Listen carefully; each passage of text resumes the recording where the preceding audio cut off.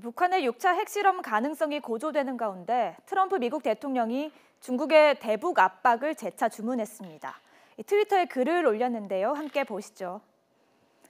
트럼프 대통령은 중국이 북한을 적절히 다룰 것이라는 데 큰 확신이 있다면서 그렇지 않다면 미국은 동맹과 함께 북한 문제를 다룰 것이라고 밝혔습니다. 트럼프는 공화당 대선 후보 시절에도 중국에 강경한 태도를 보인 바 있는데요. 중국의 대미무역 흑자를 지적하면서 대통령이 되면 중국을 환율 조작국으로 지정하겠다고 말하기도 했습니다. 또 지난 미중 정상회담에서는 중국이 북한 문제를 해결한다면 미국과의 무역 거래가 훨씬 나아질 것이라고 말한 적도 있죠. 그러다가 이렇게 말을 바꿨습니다.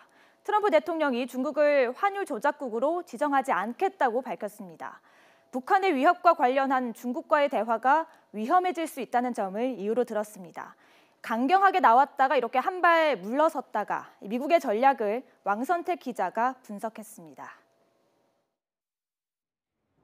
이른바 한반도 4월 위기설의 진원지는 지난 며칠 동안 계속된 도널드 트럼프 대통령의 거친 태도였습니다. 북핵 문제 해결에서 미국이 독자 행동에 나서겠다고 공언했고 항공모함 칼 빈슨함을 한반도 해역으로 파견했습니다. We have the best military people on earth, and I will say this: he is doing the wrong thing. 트럼프 대통령은 그러나 정반대 메시지도 동시에 보이고 있습니다. 북핵 문제와 관련해 중국이 협조하고 있다고 평가했고 독자 행동의 의미도 군사 공격은 아니라고 설명했습니다. Turn back the boats. That's a big step, and they have many other steps that I know about. So we'll see what happens. It may be effective, it may not be effective. It's not. 렉스 틸러슨 미 국무장관은 칼 빈슨함의 이동에 특별한 이유는 없다면서 군사 공격설이 설 자리를 좁혀놓았습니다. 트럼프 대통령의 강원 이중 행보는 과거 제국주의 시대 한포 외교와 유사하다는 특징을 보이고 있습니다.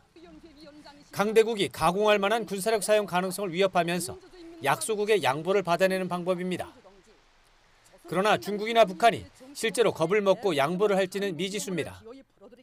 시진핑 주석은 오히려 트럼프의 압박을 역용해서 동북아시아에서 외교 주도권을 확장하는 계기로 활용하는 행보를 보이고 있습니다. 북한도 과거 조지 W. 부시 미국 행정부 시기 네오콘 세력의 강력한 압박 공세에 맞대응하면서 핵실험까지 감행한 경험을 갖고 있습니다.